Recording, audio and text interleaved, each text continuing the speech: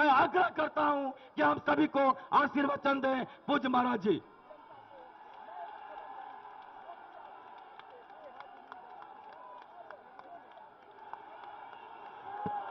Bharatiya Janata party, Narendra Modi Yogi Adityanath,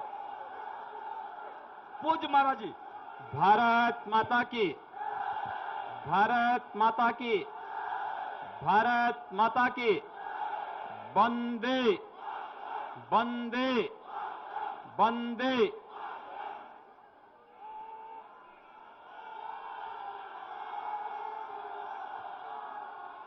आज के इस समारोह के अध्यक्ष भारतीय जनता पार्टी के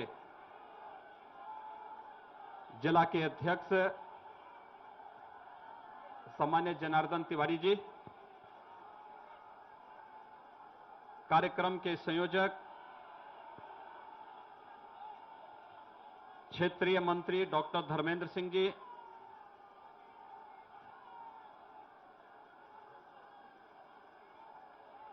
आज के इस कार्यक्रम में उपस्थित क्षेत्रीय अध्यक्ष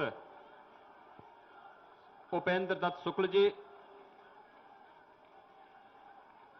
उत्तर प्रदेश के सह-प्रभारी सम्मान्य रामेश्वर चौरसिया जी,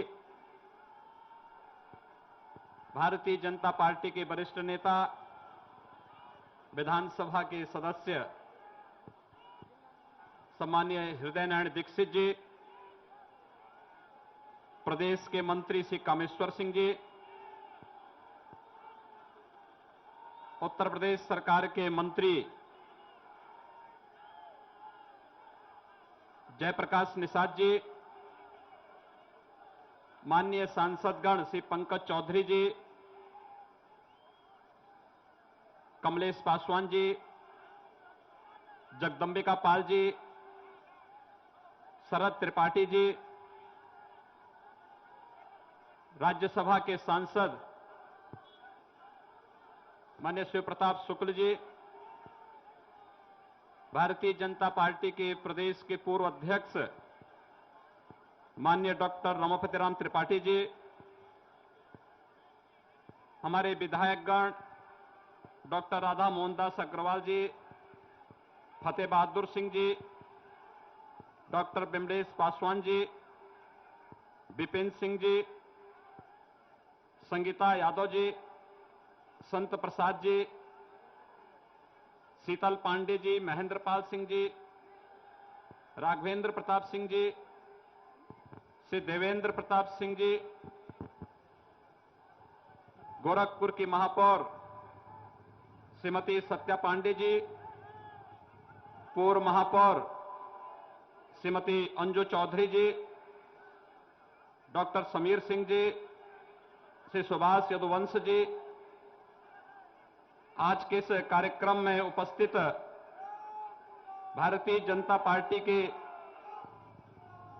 विभिन्न सामाजिक, सांस्कृतिक और व्यापारिक संगठनों के सभी पदाधिकारीगण और इस कार्यक्रम का सफल संचालन कर रहे महानगर के अध्यक्ष श्री राहुल श्रीवास्तव जी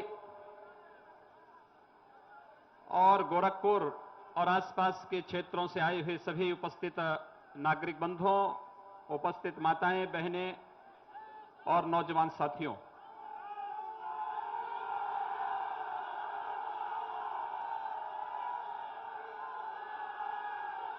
यह नागरिक अभिनंदन मेरा नहीं बल्कि उत्तर प्रदेश के 22 करोड़ जनता का अभिनंदन है, जिसने भारतीय जनता पार्टी और दुनिया के सबसे लोकप्रिय नेता, इस देश के प्रधानमंत्री आदरणीय श्री नरेंद्र मोदी जी के आह्वान पर और भारतीय जनता पार्टी के यशस्वी राष्ट्रीय अध्यक्ष आदरणीय अमित शाह जी के रणनीति के अंतर्गत भारतीय जनता पार्टी को उत्तर प्रदेश में प्रचंड बहुमत दिया है। इस जनादेश का सम्मान करते हुए मैं आप सबका और उत्तर प्रदेश की इस 22 करोड़ जनता का अभिनंदन करता हूं।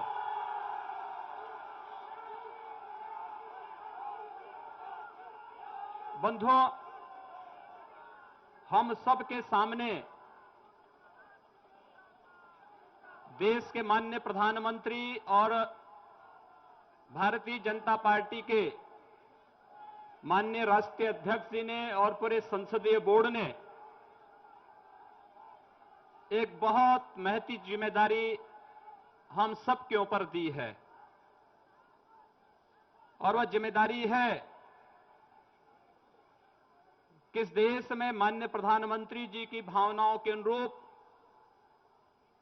जैसे देश के अंदर भारतीय जनता पार्टी शासित राज्य सरकारें विकास के कार्यक्रमों को तेजी के साथ आगे बढ़ा करके लोक कल्याणकारी योजनाओं का लाभ समाज के अंतिम व्यक्ति तक पहुंचा रहे हैं, जिससे उत्तर प्रदेश की जनता पिछले 14-15 वर्षों से वंचित थी, वह जिम्मेदारी आज हम सब के ऊपर आई है। आपने मुझे चुना और यह जिम्मेदारी माननीय प्रधानमंत्री जी ने मुझे दी है, तो स्वाभाविक रूप से मेरे साथ आप सबकी भी जिम्मेदारी और ज्यादा बढ़ जाती है, क्योंकि हमें उन सपनों को साकार करना है जिससे उत्तर प्रदेश की जनता अब तक वंचित थी, वह विकास से वंचित थी। यहां का नौजवान पलायन कर रहा था, माताएं बहनें असुरक्षित थीं, व्यापारी कई दूसरे स्थानों पर अपना ठौर ठिकाना ढूंढने के लिए मजबूर हो रहा था। नौजवानों के सामने अपना उज्जवल भविष्य नहीं दिखाई दे रहा था। उत्तर प्रदेश में चाहे वह आंगनबाड़ी कार्यकर्ती रही हो या आशा बहुएं या फिर राज्य कर्मचारी और तमाम अन्य संगठन लगातार अपनी मांगों को लेकर के आंदोलनरत थी, लेकिन उनकी आवाज पे प्रति कभी भी अपनी संवेदनशीलता दिखाने का प्रयास न नौजवानों के प्रति, न माताओं बहनों के प्रति, न राज्य कर्मचारियों के प्रति और न ही प्रदेश के गांव, गरीब, किसान, नौजवान और मजदूरों के प्रति दिखाने का प्रयास पूर्व की सरकारों के द्वारा नहीं हुआ। और इसीलिए माननीय प्रधानमंत्री जी की चिंता एक ही थी कि आखिर उत्तर प्रदेश का ये भाग्योदय कैसे होगा। लगातार अपनी चिंताओं को लेकर के जब उन्होंने अपने कार्यक्रम प्रारंभ किए, आपको याद होगा कि गोरखपुर और पूर्वी उत्तर प्रदेश सदैव उपेक्षित रहा। पहली बार विकास कैसे होता है हम सब ने तब देखा जब भारत के यशस्वी प्रधानमंत्री ने गोरखपुर में आकर के फर्टिलाइजर और एम्स की नींव स्वयं रखी। यह केवल एक फर्टिलाइजर कारखाना और एम्स की नींव नहीं थी, यह इस देश के पूर्वी भारत के विकास की नींव थी। और पूर्वी भारत के विकास के माध्यम से इस देश में विकास का जो क्षेत्रीय असंतुलन था, इसको साधने का ईमानदारी पूर्वक प्रयास भी भारत के माननीय प्रधानमंत्री जी ने किया। और आज हम विश्वास के साथ अब कह सकते हैं, उत्तर प्रदेश की 22 करोड़ की ये जनता किसी भी प्रकार से अपने को उपेक्षित महसूस नहीं कर सकती है। हम सबके सामने आदर्श है देश के यशस्वी प्रधानमंत्री के रूप में माननीय श्री नरेंद्र मोदी जी का। हम सबके सामने संगठन का एक आदर्श के रूप में, रणनीति के रूप में कार्य करने के लिए शासन की योजनाओं को अंतिम व्यक्ति तक पहुंचाने के लिए शासन तो रहेगा ही, लेकिन संगठन के मार्गदर्शन के रूप में भारतीय जनता पार्टी को दुनिया के सबसे बड़े राजनीतिक दल के रूप में स्थापित करने वाले आदरणीय अमित शाह जी का, जिन्होंने भारतीय जनता पार्टी को एक नए युग में प्रवेश करा करके, कोई सोचता नहीं था कि भारतीय जनता पार्टी उत्तर प्रदेश में आएगी। लोग कहते थे कि भारतीय जनता पार्टी 150 के आसपास सीट पा जाएगी तो बहुत होगी। लेकिन जब भी आदरणीय अमित शाह जी से प्रेस के लोग पूछते थे कि कितनी सीट भारतीय जनता पार्टी पाएगी, उन्होंने हमेशा कहा कि भारतीय जनता पार्टी 300 से अधिक सीट पाएगी और अंततः भारतीय जनता पार्टी का नेतृत्व 325 से अधिक सीटें पाई है। सज्जनों, जो महत्व जिम्मेदारी हम सब के ऊपर दी है, ये केवल एक पद नहीं है, यह एक कर्तव्य है। और यह कर्तव्य आदरणीय प्रधानमंत्री जी का नेतृत्व सदैव हमें मार्गदर्शन करता है। यह केवल मुख्यमंत्री का एक पद हमारे लिए केवल एक पद नहीं कि हम इसके माध्यम से अधिकारों का ध्वंस जमाने के लिए जाए। यह हमें कर्तव्यों का राह दिखाता है। उत्तर प्रदेश की 22 करोड़ जनता के प्रति हमारा क्या कर्तव्य होना चाहिए और उन कर्तव्यों के प्रति हम सबको आग्रही बनाता है।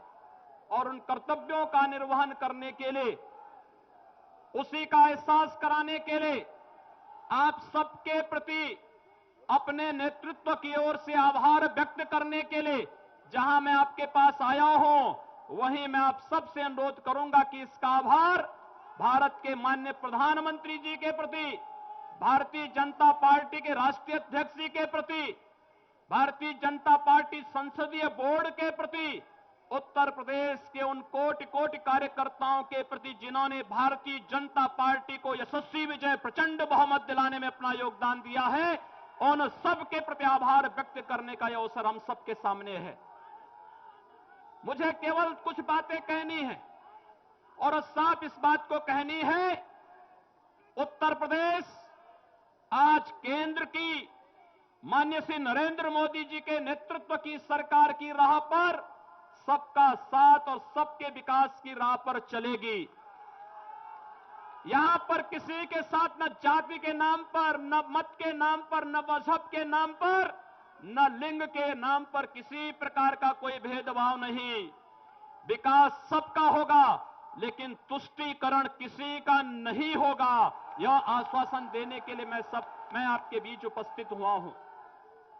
हमने इस बात को तय किया है, जो चुनौती हमारे सामने है, इस चुनौती का सामना हम बहुत आसानी से करेंगे, क्योंकि हमारे मार्गदर्शक के रूप में आदरणीय प्रधानमंत्री जी हैं। हमारे सामने संगठन का एक मजबूत आधार है, जो हमारे शासन की इस योजना को अंतिम व्यक्ति तक पहुंचाने के लिए कार्य करेगा।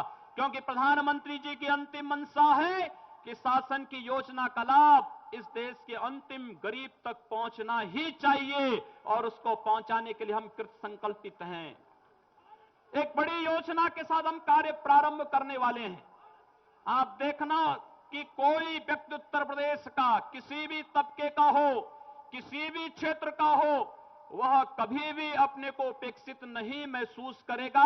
यह आश्वस्त करने के लिए आज मैं आपके बीच यहां पर उपस्थित हुआ हूं। बंधुओं, मैं बहुत दिनों से आपके बीच में यहां पर कार्य कर रहा हूं। हो सकता है कि गोरखपुर और आसपास के क्षेत्र में मेरी उतनी उपस्थिति नहीं हो पाएगी, लेकिन मैं आपको कहना चाहता हूं कि विकास का जो राह माननीय प्रधानमंत्री जी ने गोरखपुर और पूर्वी उत्तर प्रदेश को दिखाया है, वह राह आप देखना एक वास्तविकता में बदलता हुआ दिखाई देगा। यहां की चीनी मिलों के जीर्णोद्धार के लिए, इन आंगनबाड़ी कार्यकर्तियों की समस्याओं के समाधान के लिए, बीएड और टीईटी प्रशिक्षुओं के समस्याओं के समाधान करने के लिए, इन बेरोजगार नौजवान जो अब तक उत्तर प्रदेश से पलायन करता था, इनके पलायन को रोकने के लिए, गांव, गरीब, किसान और नौजवान के लिए हम लोग बड़ी मजबूती के साथ दिन रात एक करके पूरी तत्परता के साथ कार्य करने के लिए संकल्पित हैं। मुझे आपको ये बताते हुए प्रसन्नता है कि सरकार निरंतर कार्य कर रही है। हम लोगों ने कुछ निर्णय ले, लेकिन हो सकता है कि तमाम लोग तमाम प्रकार की बातें कर रहे हों। मैं आप सबको बताना चाहता हूं कि कोई ऐसा नया निर्णय नहीं होगा। हमने जो कुछ भी किया है, जो कुछ भी करेंगे, हम लोगों ने चुनाव के पूर्व भारतीय जनता पार्टी ने अपने इलेक्शन मैनिफेस्टो में लोक कल्याण संकल्प पत्र में जो बातें कही हैं, हम अक्सरशः उनका अनुपालन करेंगे, उनके पर हम प्रतिबद्ध हैं और ये सरकार पूरी तरह उन कार्यों को करते हुए उत्तर प्रदेश को देश के विकसिततम प्रदेशों में, उत्कृष्टतम प्रदेशों में स्थापित करने में सफल होगी। इसमें आप सबका सहयोग और आशीर्वाद चाहिए। इसीलिए आज आपके बीच यहां पर उपस्थित हुआ हूं। सज्जनों, बहुत सारे कार्य करने हैं उत्तर प्रदेश में। जहां भी हम लोग जा रहे हैं, लोगों की समस्याएं हैं, किसानों की समस्याएं हैं, नौजवानों की समस्याएं हैं, माताओं बहनों की समस्याएं हैं, व्यापारियों की समस्याएं हैं, किसानों की समस्याएं हैं। सरकारें कैसे चलती हैं, उत्तर प्रदेश के अंदर भारतीय जनता पार्टी करके दिखाएगी। ये सरकार बता के दिखाएगी कि वास्तव में सरकार का स्वरूप क्या होना चाहिए, जनता के प्रति उसका लगाव कैसे होना चाहिए, आम जन के प्रति उसका संवाद कैसे होना चाहिए। हम इस बात के लिए संकल्पित हैं। भ्रष्टाचार मुक्त शासन होगा, जनता के प्रति संवेदनशील प्रशासन होगा, गुंडा राज पूरी तरह समाप्त होगा और अराजकता के इस व्यवस्था में कोई स्थान नहीं होगा। और चूंकि गोरखपुर इस प्रकार के कार्यों की एक प्रयोगशाला पहले बन चुकी है। जब मेरी पार्टी ने मुझे कहा कि आपको संसद में कुछ बोलना है, तो मैंने विनम्रता के साथ इसको स्वीकार किया और मैंने इसी बात को कहा। जो बात आज उत्तर प्रदेश के लिए बाहर होती है, यही बात कभी गोरखपुर के बारे में भी होती थी। लोग यही कहते थे हम लोगों को, हम लोग जब बाहर जाते थे लोग कहते थे कहां से आए हैं। अगर हम कह देते थे कि गोरखपुर से, तो भयभीत हो जाता था। वो सोचते थे कि पता नहीं वहां का हर व्यक्ति क्या ऐसे ही है। लेकिन आज गोरखपुर ने इस मिथक को तोड़ा है। हम लोगों ने यहां लंबा संघर्ष किया, लोकतांत्रिक तरीके से संघर्ष किया, यहां के मूल्यों और आदर्शों के लिए संघर्ष किया, यहां के सामाजिक, सांस्कृतिक, व्यापारिक संगठनों के साथ मिलकर के हम लोगों ने गोरखपुर को उस माफियागिरी से, उस अराजकता से जिसके लिए गोरखपुर बदनाम था, उससे उभारा है। और संजोग इस बात का था कि केंद्र में आदरणीय नरेंद्र मोदी जी के नेतृत्व की सरकार बनने के बाद विकास की जितनी योजनाएं गोरखपुर, पूर्वी उत्तर प्रदेश में आई, उसने एक नई राह हम सबको दिखाया है। और मैं इस बात को कह सकता हूं कि यही कार्य आज हमें उत्तर प्रदेश के अंदर करना है, संपूर्ण उत्तर प्रदेश के अंदर करना है। बहुत सारे कार्यक्रम होने हैं। उन कार्यक्रमों के बारे में हम अपनी योजनाओं को लेकर के समय समय पर आपके बीच भी आएंगे। समय समय पर आप सबका सहयोग भी चाहेंगे। आप सबसे मेरा यही अनुरोध होगा, आप कानून के इस राज को स्थापित करने में, भ्रष्टाचार रहित शासन देने में, उत्तर प्रदेश में प्रत्येक नागरिक को सुरक्षा की गारंटी हो, न्याय की गारंटी हो, इस कार्य को मजबूती से स्थापित करने में आप सबके सहयोग और आप सबका आशीर्वाद हम लोग चाहेंगे। यही अपील करने के लिए आज मैं आपके बीच उपस्थित हुआ हूं। और सचमुच मैं इसका अधिकारी नहीं कि आप मेरा नागरिक अभिनंदन करें। मैं तो आपके बीच का हूं, आपके बीच में सड़कों पर रह करके आंदोलन किया हूं। प्रधानमंत्री जी ने और माननीय राष्ट्रीय अध्यक्ष जी ने एक अवसर दिया कि मैं उत्तर प्रदेश में जाकर के अब केवल गोरखपुर की नहीं, केवल पूर्वी उत्तर प्रदेश में सीमित न रह करके उत्तर प्रदेश की इस 22 करोड़ जनता की सेवा मैं करूं और उत्तर प्रदेश को इस अराजकता से मुक्त करने के लिए जो टीम बनी है उसका नेतृत्व करूं। तो मुझे लगता है कि जहां मेरे सामने अपने आदरणीय प्रधानमंत्री जी का आदर्श सामने है, जहां संगठन के रूप में आदरणीय अमित शाह जी का आदर्श हम सबके सामने है, आप जैसे कोटि कोटि कार्यकर्ताओं का सहयोग और आप सबका सानिध्य मेरी सबसे बड़ी ताकत है, जो सम और विषम परिस्थितियों में मेरे साथ हमेशा खड़े होकर के सड़कों पर आंदोलन करने, जन समस्याओं के समाधान करने में सदैव खड़ी रही है, वह मेरी सबसे बड़ी ताकत रही है।